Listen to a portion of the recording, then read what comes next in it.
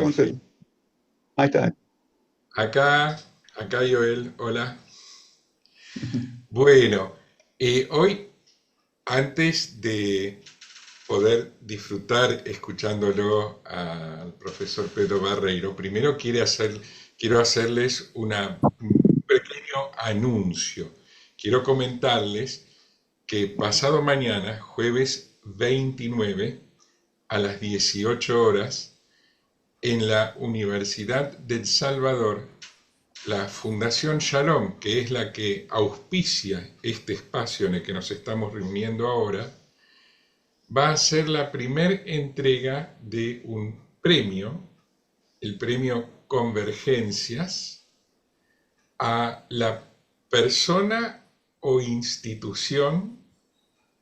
Es un premio anual que se va a otorgar en la USAL a la persona o institución que una comisión de personas que elige considere que merece el premio por su actuación o por su trayectoria en el diálogo interconfesional. Es un premio anual que comienza. La primera entrega será pasado mañana a las 18 horas en la sede de la Facultad de Ciencias Sociales de la Universidad de El Salvador, en el aula magna, aquí en Buenos Aires, en la calle Tucumán, casi esquina Callao. No sé si alguno de los que están escuchando podrá venir y participar porque estamos todos en diferentes. Acá veo a alguien de Córdoba, de Jerusalén, del Comahue. este, no sé, bueno, de diferentes lados. No sé quiénes estarán en Buenos Aires. Creo que Ángel Schoenberger nos va a acompañar para la ceremonia también, ¿verdad, Ángel? Así es. Así que, Ya escuché bueno, la mitad de lo que de este jueves Córdoba. Sí, a las 18 va a haber una ceremonia, es más o menos una hora de duración. Están invitados todos a participar, va a haber café, masitas y se le va a dar un premio. eh, este año va a haber dos personas premiadas, a las personas que se distingan por su trayectoria o por algún hito en particular en su trayectoria en el diálogo interconfesional entre judíos y cristianos, que es a eso a lo que se dedica la Fundación Shalom. Y la Fundación Shalom específicamente tiene interés en promover el diálogo en el plano teológico. Así que alguna vez el premio también irá específicamente para eso. Pero la noticia que les quiero comentar es que pasado mañana será la primer entrega del premio. Así que si alguien está en Buenos Aires y tiene ganas de acercarse personalmente, va a ser una alegría. Ángel va a estar en Buenos Aires, que él vive habitualmente en Tucumán. Yo también voy a estar. En representación de la Fundación vamos a estar nosotros dos. Va a ser una alegría poder saludarnos personalmente. Sea que no va a haber reunión. ¿Cómo? El jueves no hay reunión acá. No oigo. Hola. Preguntaba si se me escucha. ¿Sí? Si el jueves que viene, si se hace eso, si hay reunión acá también o no. No, no, no. Acá la reunión es los martes. Ah, no, todos los martes. Yo pensé que los jueves también. Me dio la No, sensación de un año y un jueves. esta reunión es todos los martes de 18:30 a más o menos 20 horas. Y este jueves Ok. va a haber una reunión extraordinaria por la entrega del premio. Jueves a las 18 horas en la sede. Después le pasamos el flyer para que quien esté participando hoy de esta reunión y pueda y quiera venir el jueves, así nos saludamos personalmente, ahí tiene la dirección y todo. Bueno, perdón, le dediqué mucho tiempo y la verdad estoy ansioso por escucharte, Pedro, pero tenía que pasar esta noticia a ver si ojalá pudiera, no sé, Elsa o no sé quién más está en Buenos Aires, pasar a saludar a la USAL si es que tienen tiempo. Bueno, profesor Pedro Barreiro, ahora sí. No sé, Perdón, sí, no se puede poner más fuerte el sonido. Yo no lo puedo poner más fuerte, pero se escucha bajísimo. Es que eso depende de cada computadora. Es un Sí, pro- pero yo ahí los escucho está. siempre bien y hoy no sé qué pasa. Bueno, está bien, sigamos, sigamos. Sí, yo oigo Pro- bien. Está ah, bien, sigamos. ok, bueno, eh, perdón por estos minutitos que robé para pasar una noticia parroquial, pero importante porque es la primera vez que la Fundación Shalom otorga este premio. Comienza el premio pasado mañana. Este, Pedro, Bueno, eh, ¿quieres presentarte? Porque esto se graba, no sabemos quién lo verá, y bueno, me contarnos. presento. Soy Pedro y, y concurro los martes a compartir con ustedes y disfrutar de algunos pensamientos que compartimos. Y realmente cuando Ángel me pidió esto, creo que después me arrepentí, pero bueno, vamos a ver qué hacemos con esta cuestión. Yo quiero ser respetuoso con ustedes, lo preparé a lo que me pareció para ver qué podemos hacer con el Éxodo. Rastreando los títulos que hay, hoy en día hablar del Éxodo es una complicación para algunos, es una satisfacción para otros, ¿no es cierto? Pero a veces son los cuestionamientos los que más se plantean. Y salieron de Egipto y seguimos saliendo de Egipto y con toda seguridad Hashem nos seguirá sacando de Egipto, ¿no? De esta manera quería comenzar. Cada 14 de Nisan, el pueblo judío se sienta a leer la Hagadá. Y lo viene haciendo desde hace por lo menos, tal vez 3.500, 3.000 años. Y lo va a seguir haciendo porque el relato del éxodo de Egipto contiene valores trascendentales para la identidad de Israel como pueblo y como nación. Como creyente cristiano, me sumo a la lectura del éxodo porque también me alcanzó la liberación de mi Egipto interior por medio de Jesús. Por lo tanto, cada vez que leo el libro de Éxodo lo disfruto, ¿no? Lo admiro y realmente me agrada. Y pensaba en esto, pero ¿es el Éxodo un acontecimiento histórico? Hay muchas personas, creyentes y no creyentes, que siempre se preguntan, ¿cómo fue que sucedió?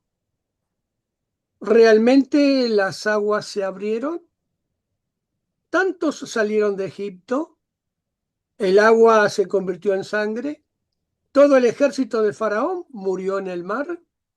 ¿Y cuántas preguntas más surgen a raíz del éxodo de Egipto? Tal vez podría esbozar algunas respuestas. Algunos dirán que sí, el éxodo fue así como nos lo narraron. Otros dirán que no existió, no hay éxodo.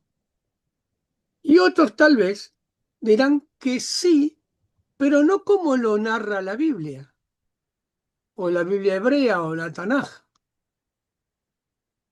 Y si me preguntaran a mí, tal vez yo respondo siempre de esta manera.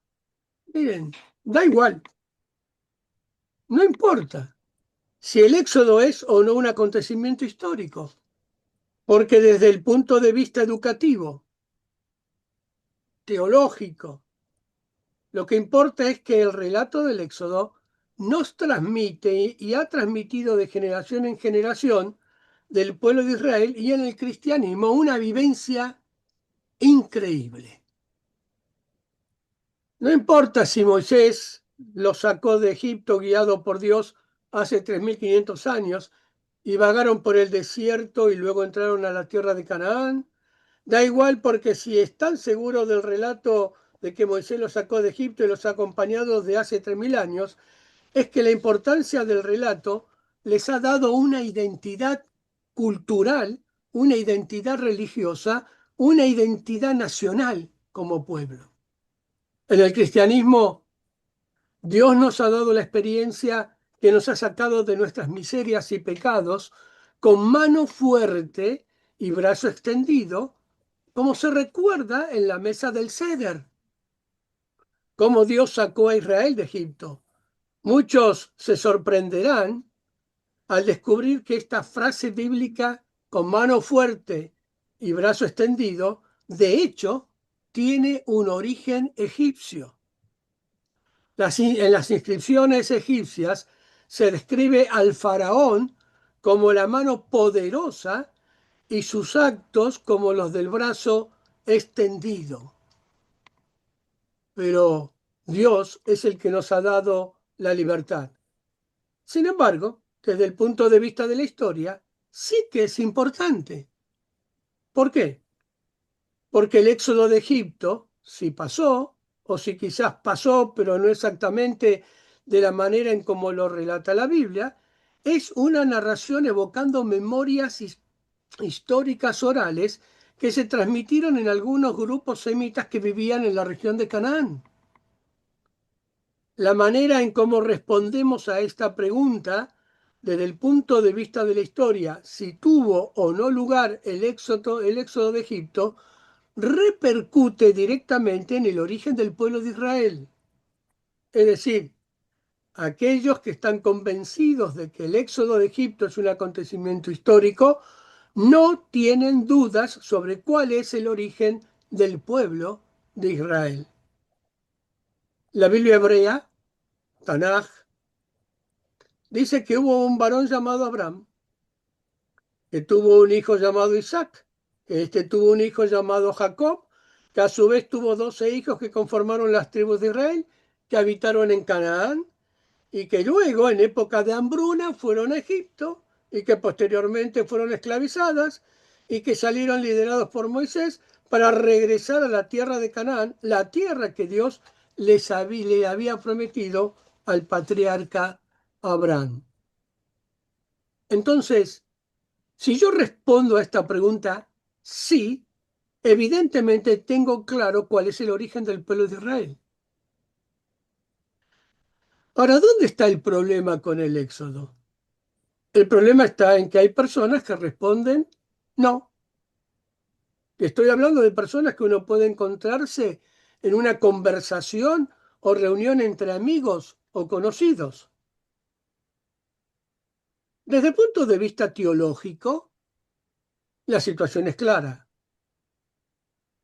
Si existió el éxodo y así lo creemos y aceptamos, pero no voy a dar una respuesta desde la teología, porque si doy una respuesta desde la teología, la respuesta es esa, sí, y está concluido el tema, y nos saludamos, hablamos de otras cosas y terminamos la reunión. Que esto es lo que creemos.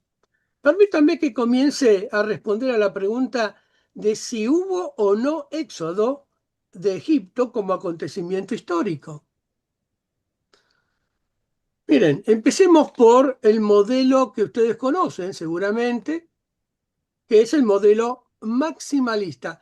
He abreviado muchísimo, ¿no? Este es un tema que da para hacer un seminario, más que para tener 20 minutos, que es lógico lo que voy a tratar de mencionar.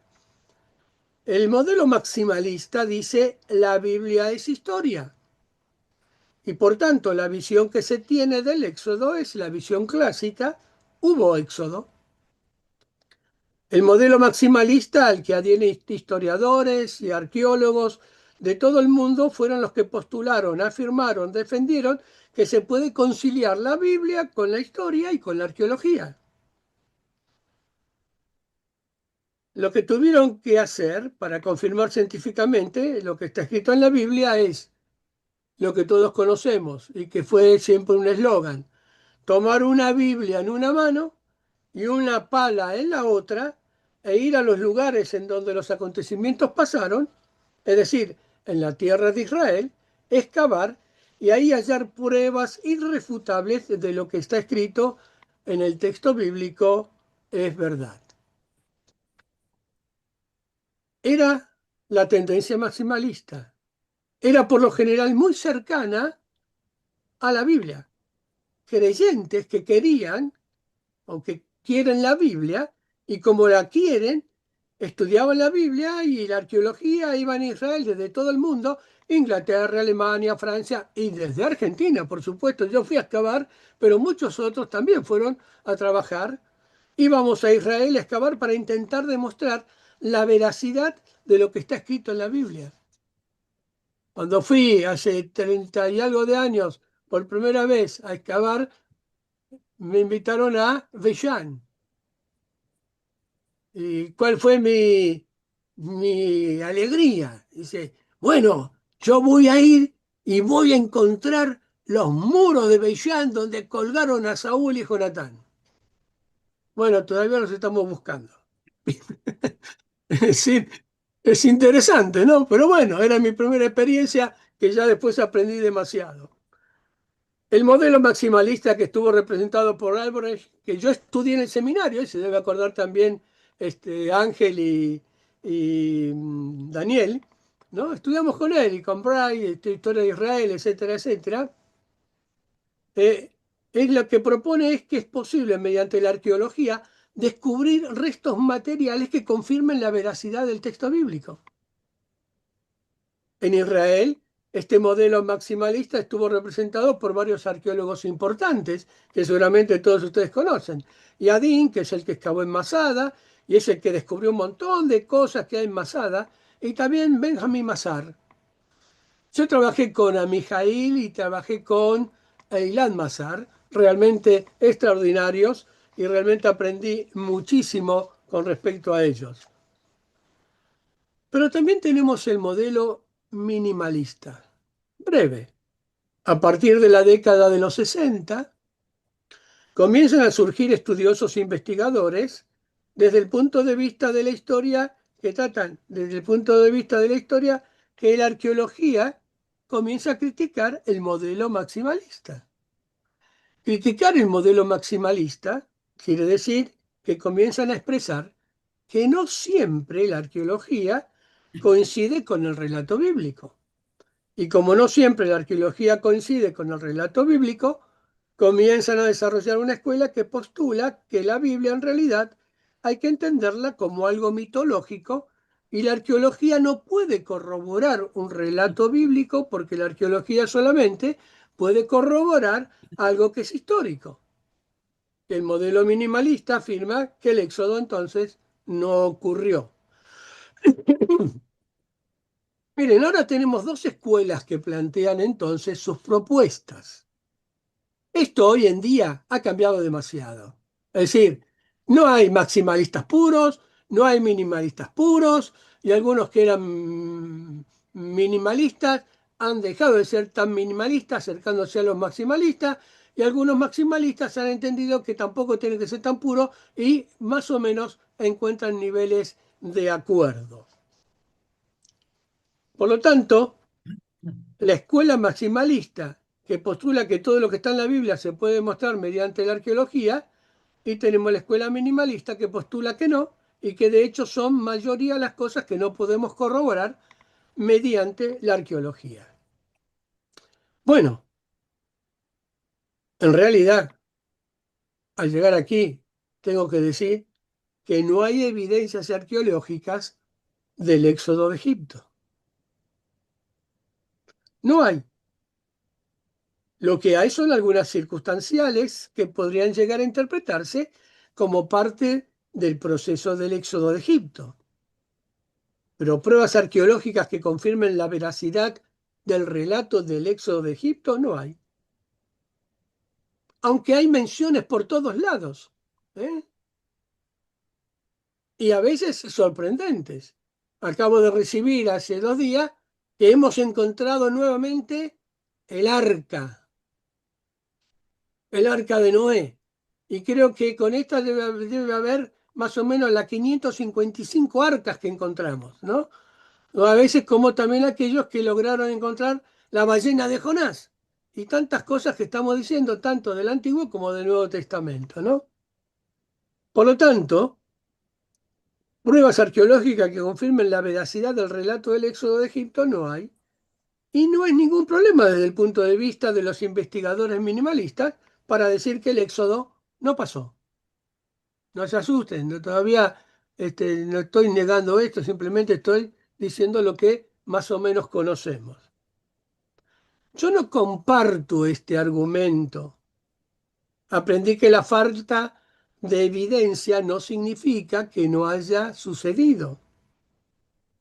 Es decir, para mí, la falta de pruebas no comprueba que el evento no haya sucedido.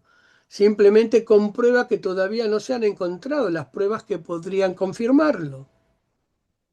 Esa es mi opinión al respecto de aquellos minimalistas que ante la falta de evidencias rechazan totalmente el texto escrito. La Biblia es una fuente escrita que tiene que ser analizada de manera crítica. Sí, por supuesto, que tiene que ser analizada mediante el uso del método histórico-gramatical o crítico, como suelen llamarlo. Sí, por supuesto, que se tiene que leer aplicando criterios de historicidad. Es decir, para mí, aquellas personas minimalistas que dicen, como no hay evidencia, no pasó, creo que se apresuran. Y a veces se apresuran demasiado a alargar una afirmación porque todavía se sigue trabajando y se siguen encontrando cosas.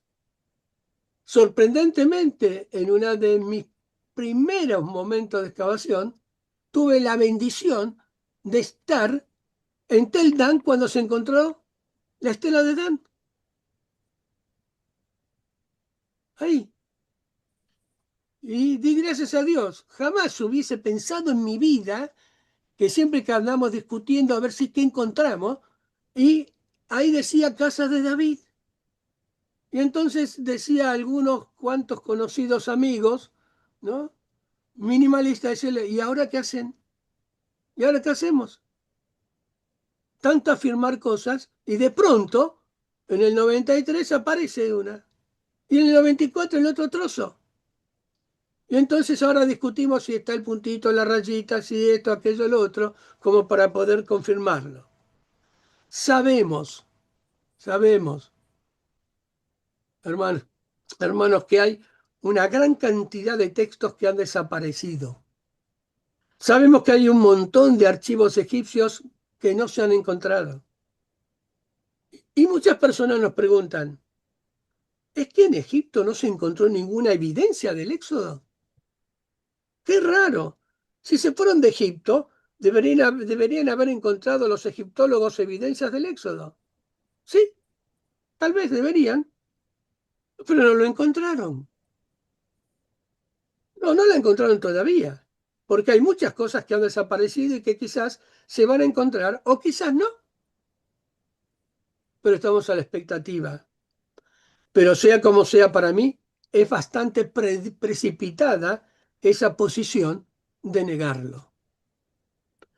La fe judía como la fe cristiana no depende de probar que se abrieron las aguas del mar. Mi fe, la fe judía y la fe cristiana, no depende de eso. No tengo que encontrar a ver cómo, si se bajó el agua, se puso en dos paredes, ¿no? O se cuajó, como dicen algunos. No, no depende de eso. No en absoluto. La Tanaj es palabra de Dios inspirada y así la acepto.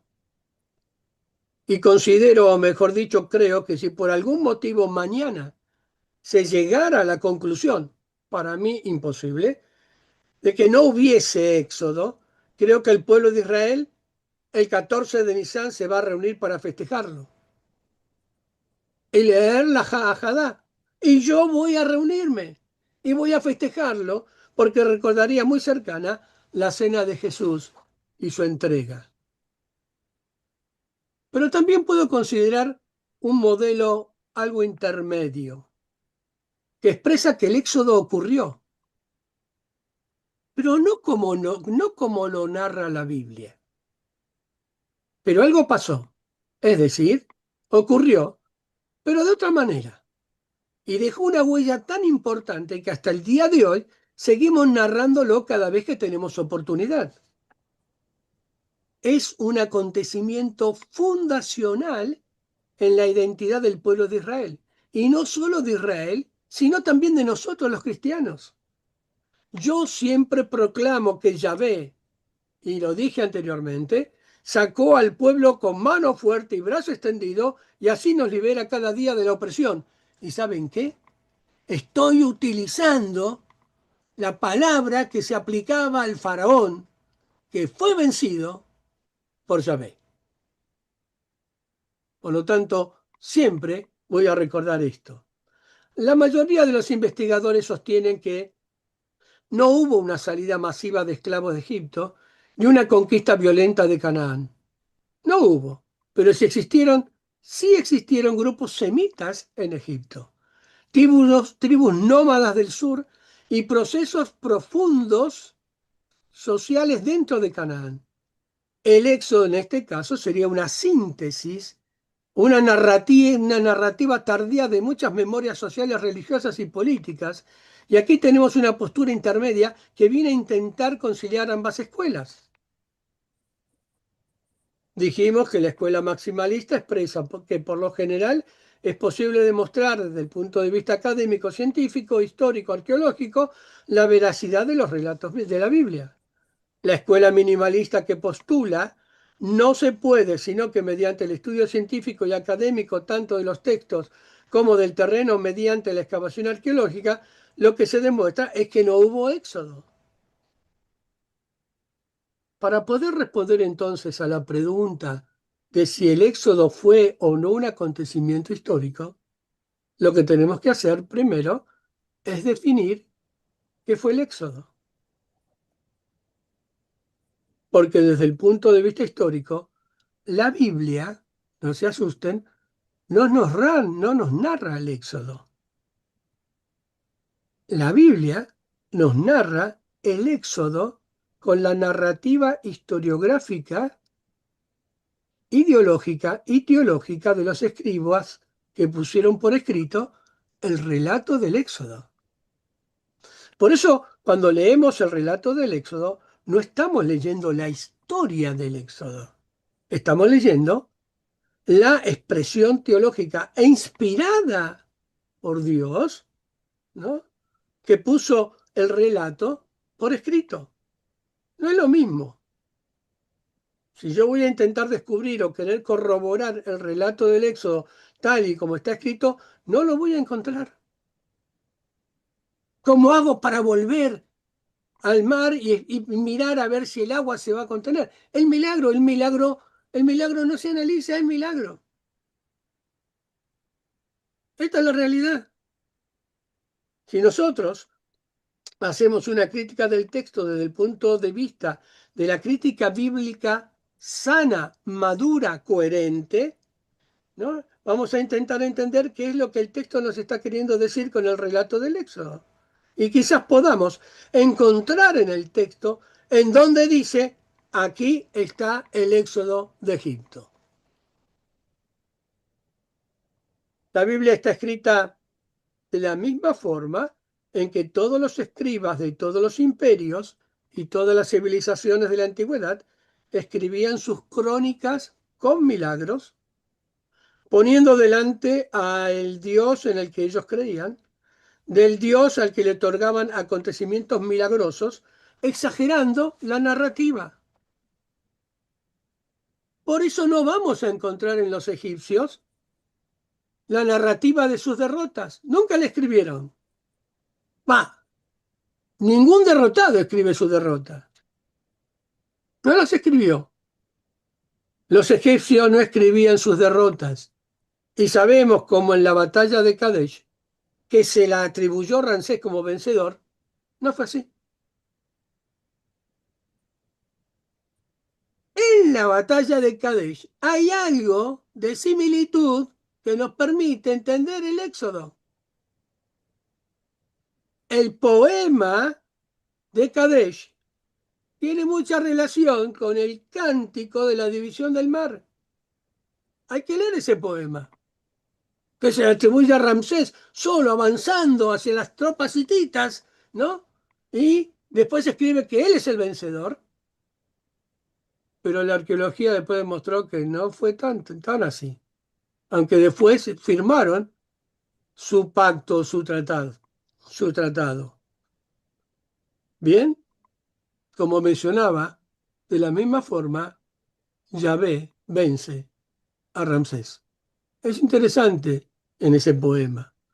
El texto bíblico que está escrito de una determinada forma porque tiene un mensaje que transmitir y tenemos que ser lo suficientemente capaces para poder interpretarlo con la ayuda, en el caso de los cristianos que hablamos del Espíritu Santo, pero también la capacidad mental que Dios nos dio para razonarlo.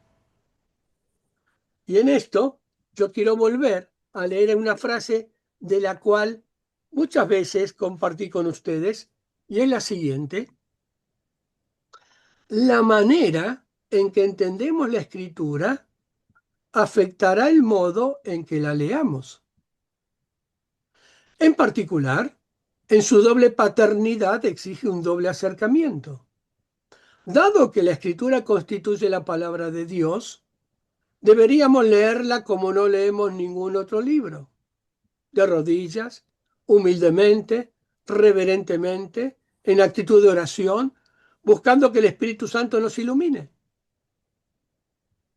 Pero como las escrituras son también palabras de seres humanos, deberíamos leerlas como leemos todo otro libro, empleando la mente, pensando, considerando y reflexionando, a la vez que prestando atención cuidadosa a sus características literarias, históricas, culturales y lingüísticas. Esta combinación de humilde reverencia y reflexión crítica no solo no es imposible, es indispensable. Cito, Stott John, el cristiano contemporáneo, una llamada urgente a escuchar con los dos oídos, publicado por Ehrman y en la página 163. Y creo que este es el concepto. Ahora, permítame un minuto más, porque todos van a preguntar, Pedro, pero no hablas ni de los faraones, no hablas ni de la gente, y no hablas de cuándo entraron, cuándo salieron, y cómo entraron y cómo salieron. Y bueno, miren, los términos comunes son Javirú, Ixos, Yazú, todos ellos son semitas. Canaán es semita. Y en Egipto hay información de ellos. Hay un friso con vestimenta típicamente de los semitas. Y esto es lo que debemos entender. No es que estaban vedadas o vedados los ingresos de los semitas en Egipto. Hasta la batalla de Kadesh, Egipto tenía presencia sobre todo ese territorio. Los Javirú los tenemos y los hemos hallado escritos, documentados en las cartas de la Marna. Sabemos lo que eran. Bastantes bandidos o trabajadores, nómades o seminómades, que entraron en Egipto. Y los egipcios lo sabían. Trabajaban para ellos. Entraban y salían, a veces cuando querían. Pero hubo otro grupo que también vino de la zona de Canaán, semita, los Ixos, que también entraban.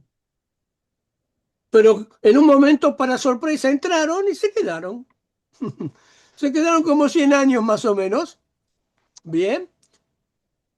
Y controlaron, entusiasmados, embelesados por lo egipcio. Tuvieron una dinastía que después se encargaron los egipcios de borrarla, ¿no? Y podemos conocer a Manetón, que también lo cita Josefo, etcétera, etcétera. Cosa que es muy, muy extensa, ¿no? pero son semitas, estuvieron ahí. Y en la parte precisamente en donde también se va a mencionar que estuvieron los de la familia de los israelitas, con su capital Ávaris. Pero el culto de los tebanos no les gustó hasta que pudieron lograr los príncipes tebanos expulsarlos. Y se fueron. Y tal vez con ellos salieron muchos. Pero hay otro grupo, que son los Yazú, que son de la zona de Edom. ¿Ven? Y son a los que va a conocer el bendito Moisés. También salvado de las aguas, como el famoso Sargón. ¿Eh? Nada más que 1000 y pico de años antes, Sargón. Pero el mismo Moisés, salvado de las aguas. Cuando se va al desierto, bien, ahí conoce a esa gente, a ese grupo, los Yazú, que también podríamos hablar, pero muchísimo de ellos en forma específica, pero no es el momento, no es el tiempo, pero aportan algo. Ellos adoran a Yah o Yahú, que será el Yahvé, ese que se presenta en el Sinaí ante Moisés, en un fenómeno que no voy a poder encontrar la zarza en el Sinaí, esa zarza que arde y no se consume, porque es un milagro, es una presencia de Dios. Y le da el nombre, es el nombre en el cual Él va a llevar y va a sacar al pueblo de Egipto. Lo que quiero con esto decirles es que hay un conocimiento de los egipcios de estos semitas. Los tienen documentados. Se entraban y salían. Algunos se quedaban y otros salían. Bien. Por lo tanto, tampoco voy a entrar a discutir si los 600.000 que salieron, ¿no? O los 603.550, en donde, ¿no? Si estuvieran el tema de la lectura de los números, sería interesante que significaría todos, salieron todos, y no voy a entrar en eso. Eso es el relato, la narrativa, lo que tiene ese sabor que tiene el texto, ¿bien? Y que me agrada. Pero 3 millones de personas en el Sinaí, ¿eh? Ya sacamos cálculo. ¿Cómo marchaban? ¿Todos juntitos? ¿En cuadro? ¿En escala? Unos estarían cruzando el Mar Rojo y el otro todavía estaría esperando. No vamos a discutir eso. Dios lo hizo, Dios lo hizo. Y para que aprendieran a cruzar, tuvieron que empujar a uno para que se metiera en el agua. Eso es lo grandioso. Y el mismo Dios le dice, Moisés, dejate de orar, anda a decirle que marchen y empuja a uno para que se metan en el agua. Esta es la realidad. Eran constantes las migraciones. Unos ingresaban para trabajar y después se iban, otros ingresaban para quedarse y otros se iban. El éxodo como narrativa nacional quizás es el resultado de la fusión de memorias colectivas. Los Javirú aportan el origen marginal. Eran marginales. Estaban siempre circulando por ahí. Eran marginales, pluriétnicos, los describen algunos. Trabajadores errantes. ¿En qué contribuyeron ellos al relato del Éxodo?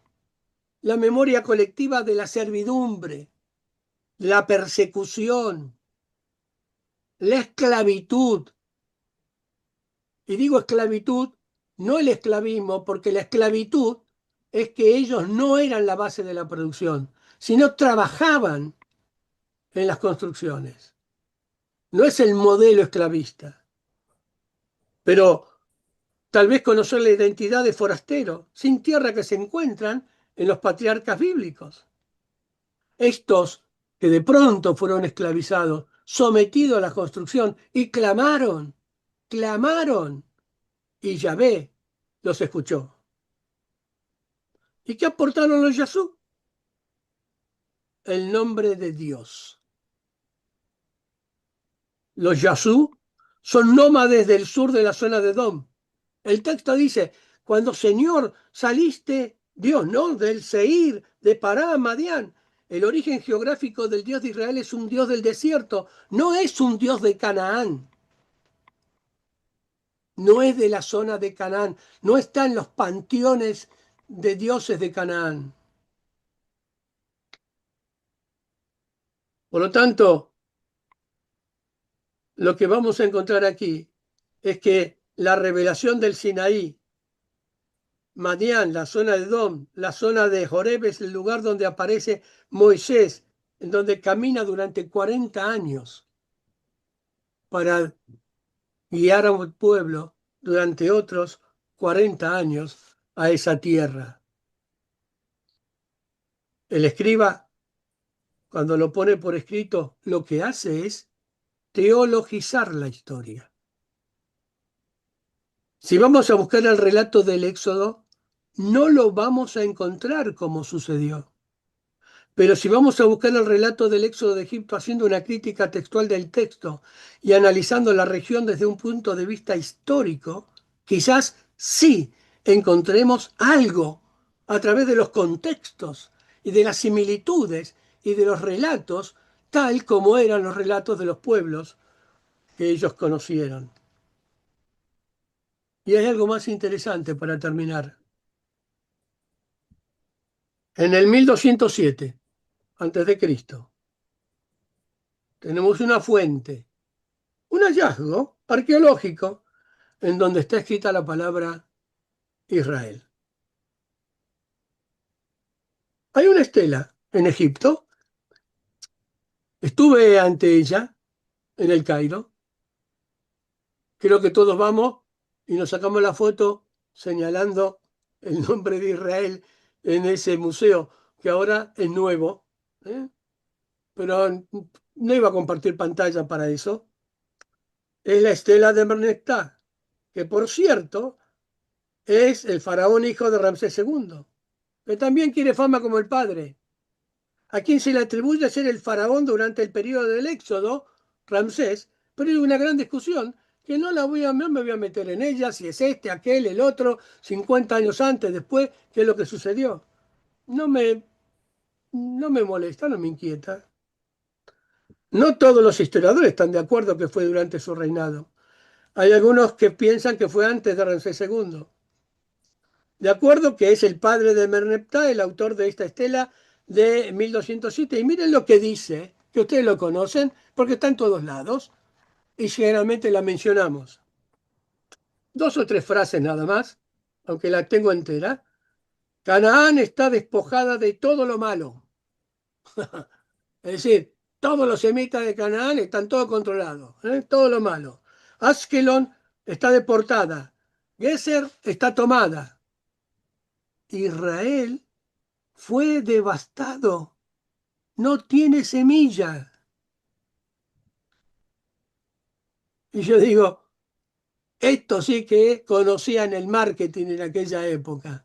Exageraban en sus cosas, así como el poema de Kadesh, pero también lo hicieron otros, que puedo mencionar de la Mesopotamia, de toda esa época. Devastado y no tiene semilla. Fíjense, hermanos, que ustedes están aquí. ¿Dónde es que está devastada la semilla? Hoy están vivos. ¿Eh? Uno puede decir, en mi pueblo está vivo. Pero esta estela, ¿qué nos indica? Nos indica que ya para el 1207 a.C., en Canaán, hay un grupo de personas que se llama Israel. Y por lo tanto, el éxodo de Egipto tuvo que haberse producido antes del 1200 o del 1207. Hay personas que se identifican con el mismo nombre, con el que nos identificamos que es Israel. Miren, yo adhiero a esta posición en donde es muy seguro que el éxodo existió. pero tal vez no como nos narra el texto bíblico. Es inspirado, lo acepto como palabra de Dios, pero también creo que dio capacidad a Dios para que para que el que lo escribió pueda hacer notar a los demás que Él es el Dios. Por lo tanto, la Torá o la Tanaj, el Nuevo Testamento, no es un libro de historia y no tiene que ser leído tampoco como un libro de historia, pero sí tiene que ser leído con crítica textual, porque a pesar de que no es un libro de historia, tiene en sus páginas núcleos que son históricos y que luego se pusieron por escrito. Obviamente, como hacían los escribas en la antigüedad, con un relato, en este caso, como el relato del éxodo de Egipto. Y permítanme que termine con otra frase que generalmente la menciono. Y dice así, dice Eilat Mazar, hace poco tiempo fallecida, con quien tuve el gusto de trabajar cuando estaba excavando ahí en Jerusalén. Y ella dice, una de las cosas que aprendí de mi abuelo, Benjamin Mazar, un historiador israelí, pionero en el campo de la arqueología de la Eretz Israel, es conocido por sus excavaciones en el sitio bíblico más importante en Israel, el sur y suroeste del monte del Templo en Jerusalén. Mazar fue un experto asiriólogo, un especialista en la historia bíblica. Él desarrolló el campo de la geografía histórica de Israel, autor y editor de más de 100 libros y artículos acerca de la Biblia, la historia y la arqueología bíblica. Se desempeñó como presidente de la Asociación de Exploración de Israel y del Consejo Arqueológico de Israel. Entre 1951 y 1977, Mazar se desempeñó como profesor de Historia y Arqueología Bíblica de Palestina en la Universidad Hebrea de Jerusalén. Su nieta Eilat Mazar y su sobrino Mijael Mazar, con quien trabajé, desempeñan un papel importante en el campo de la arqueología de Israel. Eilat Mazar es quien excavó en la zona del Monte del Templo en Jerusalén en búsqueda del Palacio de David. Ella decía, una de las muchas cosas que aprendí de mi abuelo fue cómo relacionarse con el texto bíblico. Porque contiene dentro de sí la descripción genuina de la realidad histórica. No es fácil diferenciar las sucesivas capas de las fuentes textuales que se han ido acumulando a través de generaciones y que no siempre tenemos las herramientas para hacerlo. Pero es evidente que en el texto bíblico, posiblemente, no a simple vista, están los elementos de la verdad histórica. Yo creo en el éxodo de Egipto. Me deleito. ¿Saben qué? Me sonrío cuando leo el poema de Kadesh y los cantos del mar. Y le digo, Ramsés querido, ¿y ahora qué haces? Me divierto cuando veo las imágenes. Pero también me sonrío cuando alguien me dice, encontramos 3 ruedas del carro de Faraón en el fondo del mar. Es que se murieron todos. Y yo digo, hermano, seamos coherentes. Bien, no necesito 3 ruedas, no necesito carros, no necesito un canal que me permita cruzar el Mar Rojo. Dios lo hizo. Dios lo hizo. ¿Y saben qué? Lo voy a decir así. Hermanos judíos, ustedes salieron. Y nosotros también salimos. ¿Y saben qué?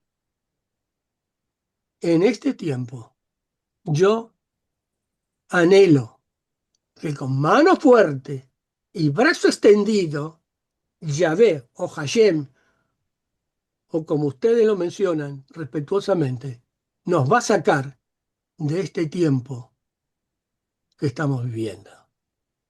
Porque Él es poderoso. Tal vez, a lo mejor, no fue tan así, pero que fue, fue. Gracias y bendiciones para ustedes.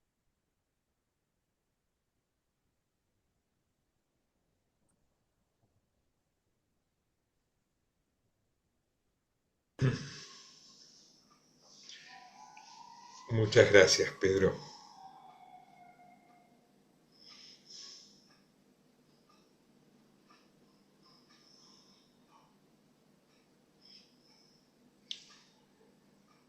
Muchas gracias por tus palabras que transmiten cultura, ciencia y fe. Bueno, hasta ahí. Y sí, este, y que además creo que van a requerir unos momentos para que sedimente todo esto, para que los integrantes del grupo comiencen a comentar qué han sentido, qué piensan. De Alejandro Gordillo. Excelente exposición, muy buena. Primer comentario.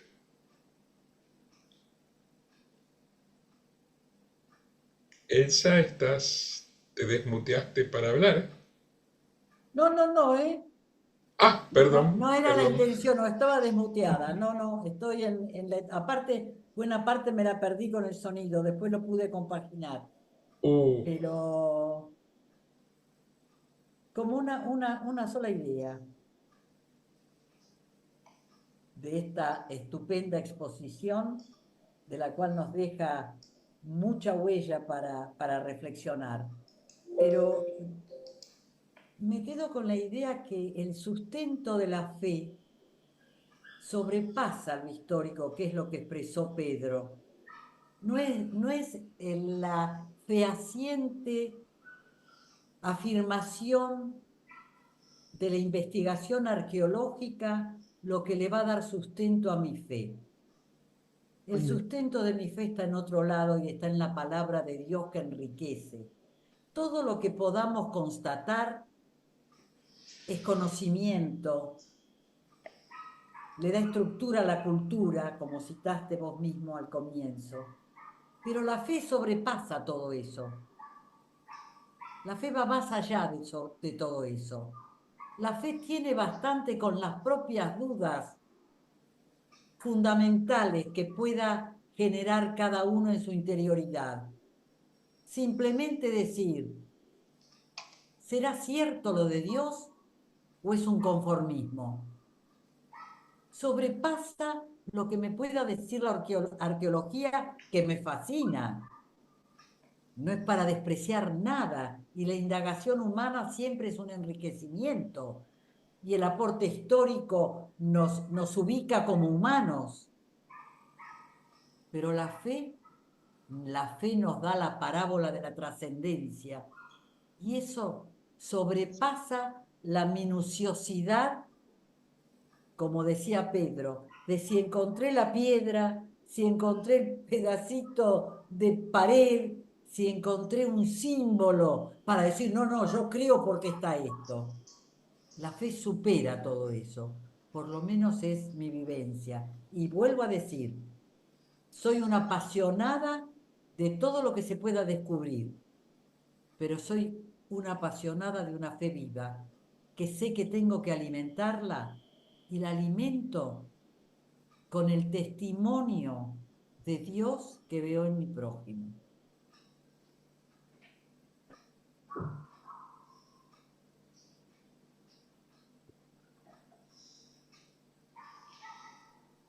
Jaime se desmutió. sí, Jaime, adelante. Gracias, Elsa. Te escuchamos, Jaime. Eh, es tan hermoso lo que escuché que me lleva, como siempre,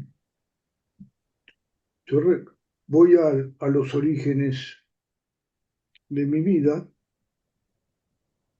cuando mi mamá, que no era particularmente observante, nos contaba la historia del Éxodo. Y en esa historia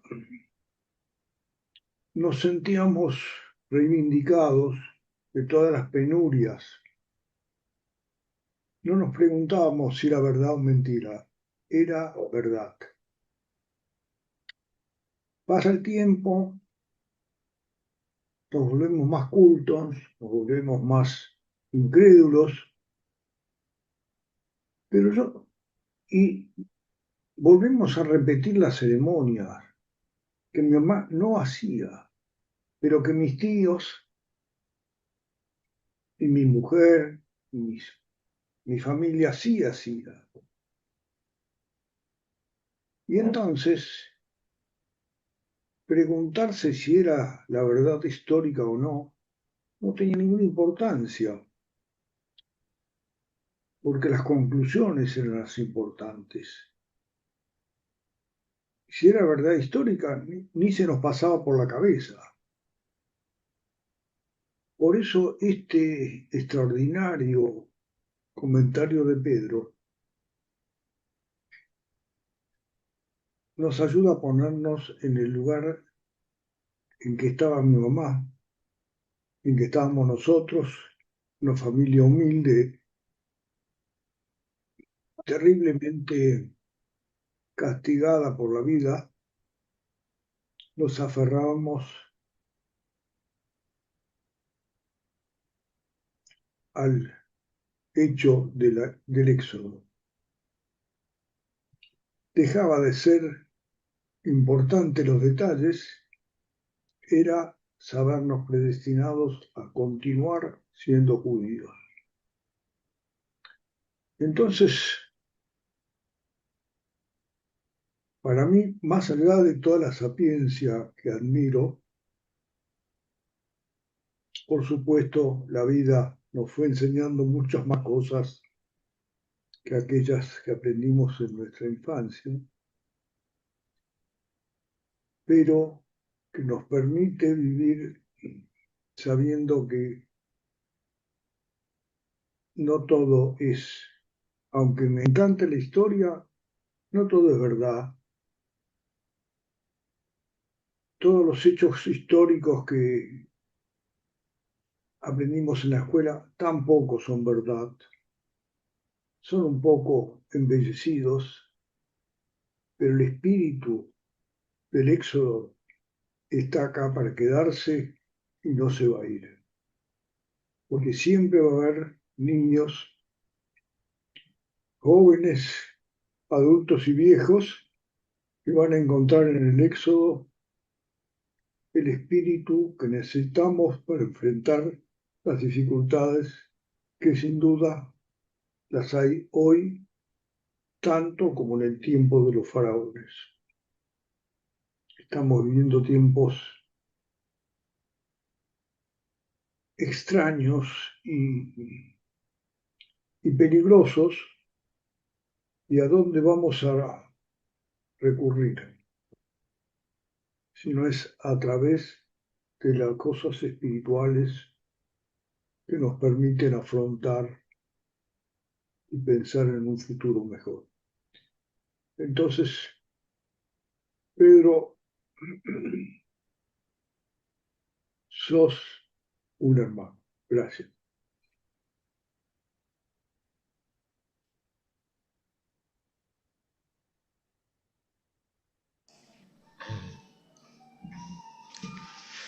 Gracias, Jaime.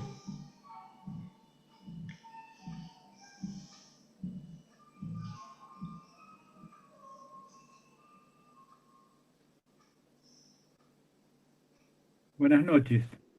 Yo quería hacer un simple comentario, Marcelo, Pedro. El Sí, Éxodo no interesa si es o no es real.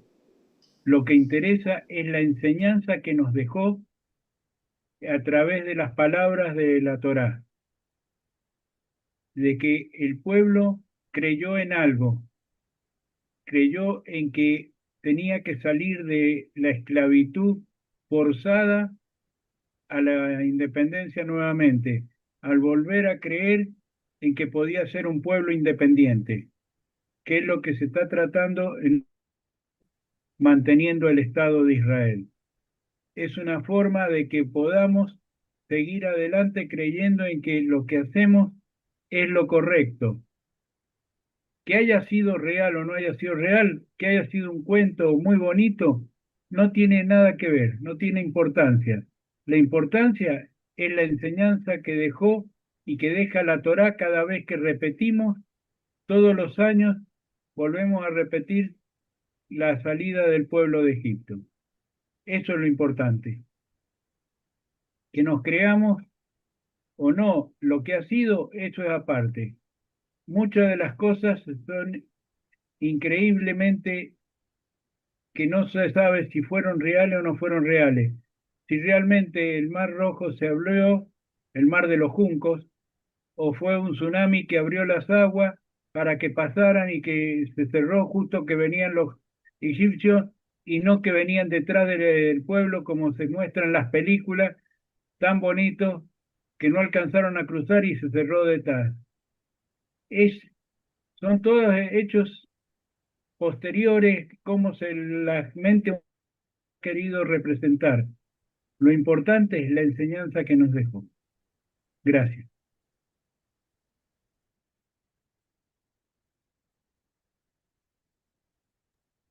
¿Puedo hacer un comentario? Sí, claro, adelante. Ante todo, Pedro, excelente, muy claro, brillante la exposición. Yo aprendí muchísimo. Y bueno, pero voy a continuar. Como decía Jorge, el Mar de los Juncos, ¿no? No el Mar Rojo. Y el Mar de los Juncos no se sabe dónde está. Eso es un problema, no sé si histórico, arqueológico, pero no es el Mar Rojo y es el Mar de los Juncos, no se sabe dónde está. Totalmente. ¿Eh? Sí, está claro, está claro, por eso. Todos hablan del Mar Rojo y pero bueno, es así también. Claro. Ahora, salieron 600.000 varones, la tradición judía dice que salieron 600.000 varones de 20 años para arriba. Es decir, que las 2 millones pueden También. ser. Son interpretaciones de Sí, sí. otra.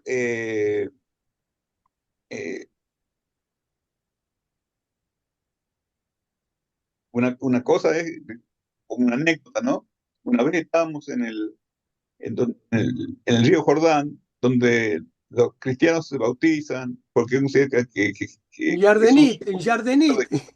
Yardenit en el norte, que hay Sí, dos sí, lugares, sí, uno sí. para católicos y otro Para para protestantes. Sí, sí. protestantes, seguro. Este, Aguas distintas por las dudas. sí, claro. Sí. Y cuando salimos para continuar para Tiberíades, hay un muchacho, un soldadito que estaba haciendo guardia a la entrada del lugar ese y pregunta, ¿no? Era un soldado muy religioso, un jaridí, un ultra ortodoxo. Entonces, y nos pregunta, che, ¿qué pasa acá? Que entran y salen.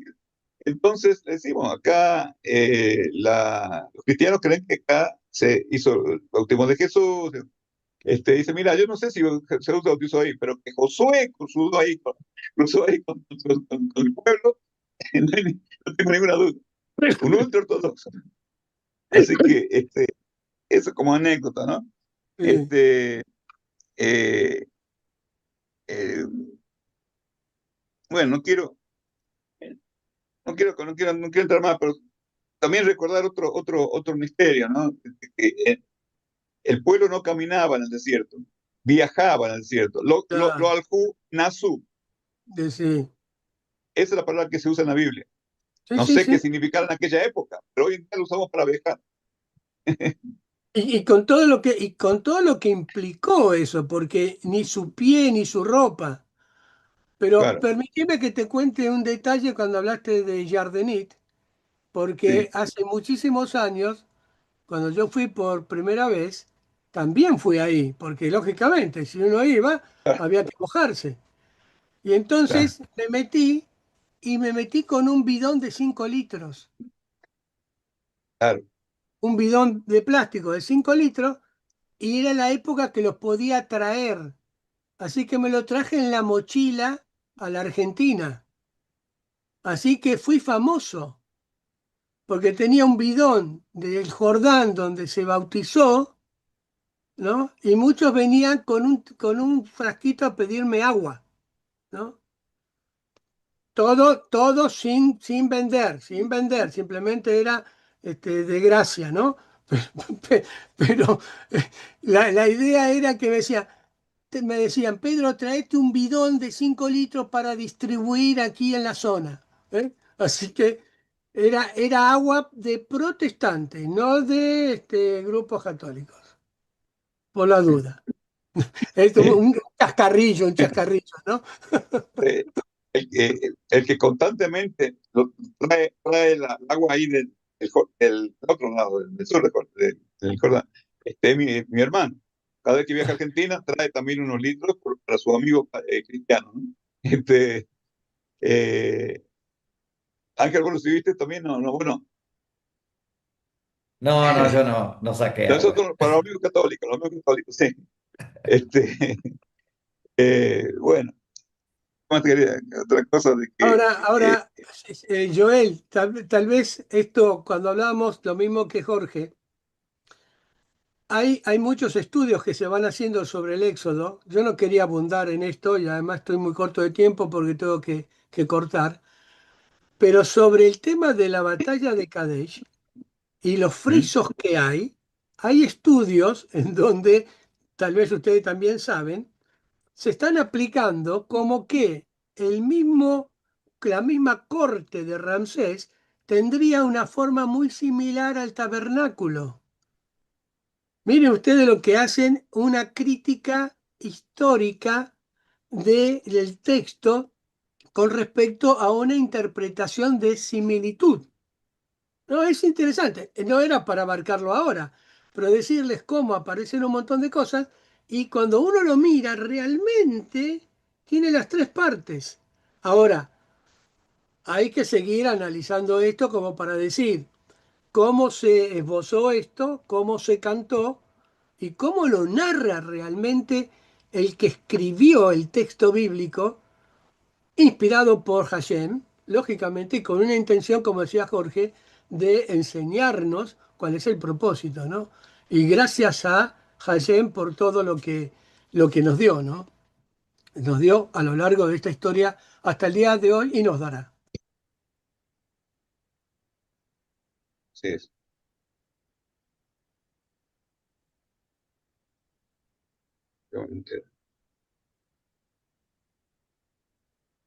El problema tiene que ver con la película, el documental esa de El Éxodo decodificado. ¿No la conocen? No. ¿no? No, bueno, hay todo un tema en donde, bueno, de pronto hay que empezar a analizar el cambio climático, el vapor que subía, cómo el agua se convierte en sangre, ¿no? Por qué los primogénitos mueren? Entonces comienzan a decir que los primogénitos de familias acomodadas, ¿no? Dormían en lechos y entonces los vapores, ¿no? que fluían del agua de descomposición tomaban cierta distancia, mientras que los pobres dormían arriba, en los techados, por lo tanto no le alcanzaba. Bueno, un montón de interpretaciones que a veces es muy rimbombante, pero bueno, marcó un momento, ese documental tiene ya unos cuantos años, como para ir queriendo justificar esto que decía Jorge, no necesitamos eso.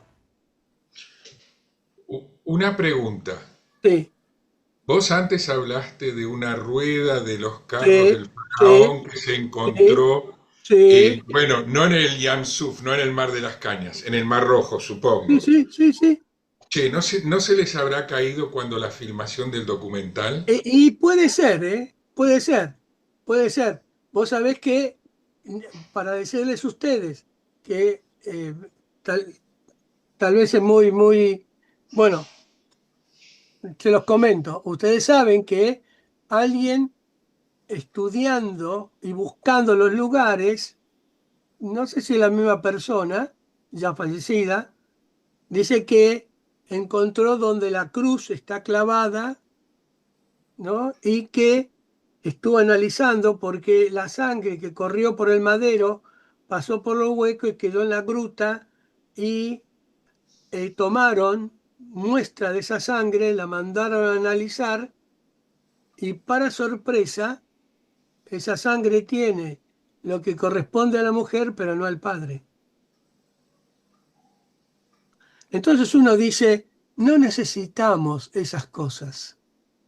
No necesitamos ese rasgo de milagro. Yo creo en la obra de Dios y en los portentos de Dios, pero tampoco es una cuestión de forzar las cosas, o al menos como para decir, y la Biblia tiene razón. No necesita, la Biblia tiene razón. La Tanaj tiene razón. Eso que era el texto clave y la Biblia tenía razón, tal vez el título no es así. La palabra de Dios tiene razón. Y uno puede ir encontrando ahí, en todas esas capas, elementos reales de la historia. Hoy en día la arqueología, inclusive la que están haciendo al lado del muro del lamento en la parte sur, este, hay hallazgos que están relatados en la Biblia, como Sí, la pileta de Siloán, claro, eh, claro.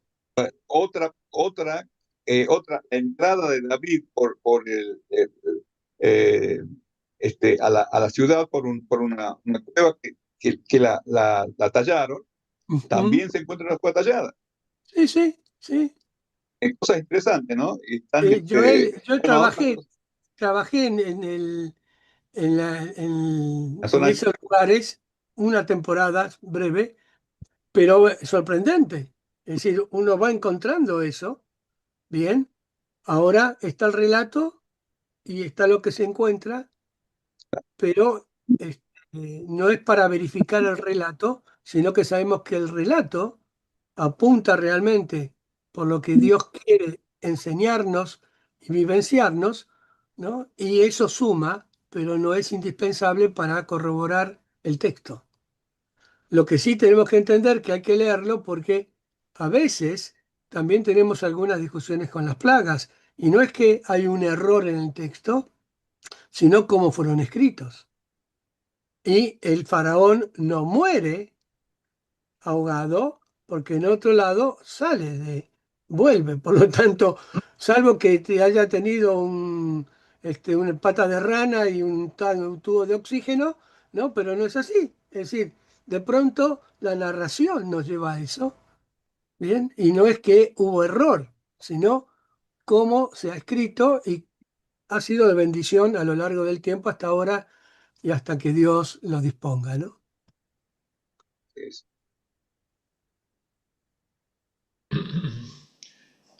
¿Me permiten que cuente una anécdota de algo que me pasó recién? Eh, para hacer el premio de la Fundación Shalom había que hacer una réplica de una estatuilla.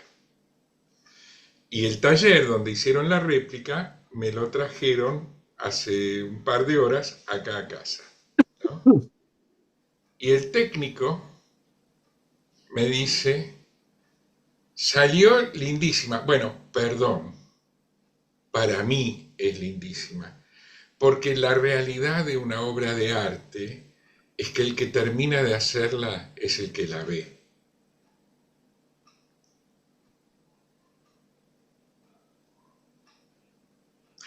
Y yo creo que ese señor, que es un artista o artesano, no sé cómo se calificará él, pero es un ser humano con su sabiduría de vida, dijo algo que es aplicable también a esta conversación.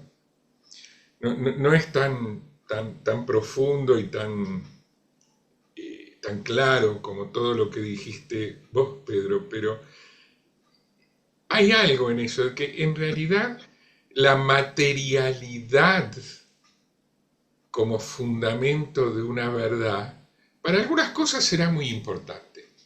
No digo que no importe nunca. Pero cuando estamos hablando de sagradas escrituras, de la palabra,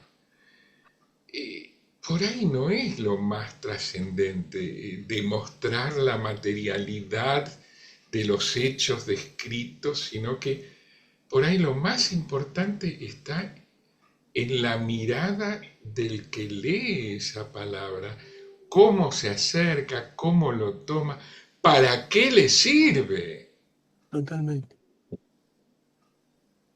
Ahora, qué interesante que cuando se trata de un artesano hablando de su trabajo, es sentido común.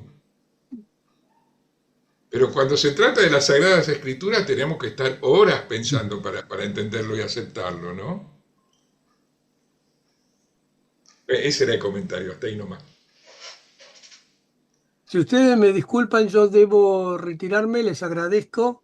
Bueno, Y bueno, hay muchas mucho gracias. más, hay mucho más, pero bueno, gracias por el aguante y No, bueno. muchas gracias a vos.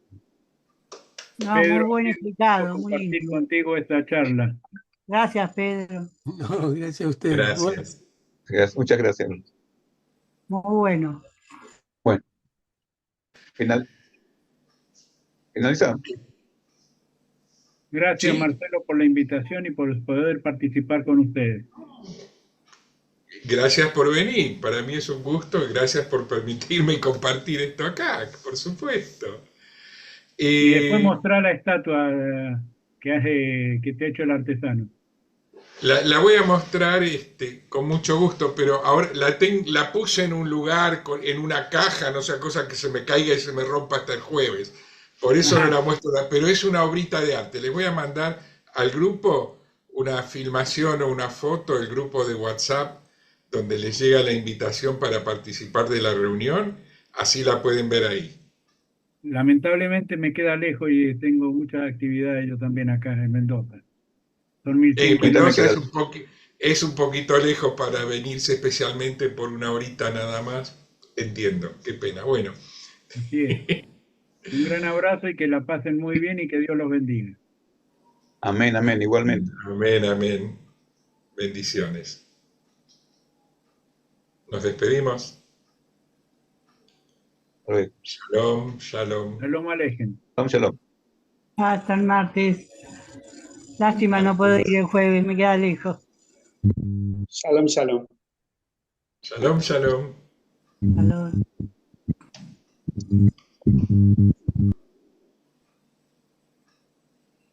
¿Vas a poder venir, Elsa? Voy a hacer lo posible. ¿La hora cuál es? ¿Me dijiste? De 18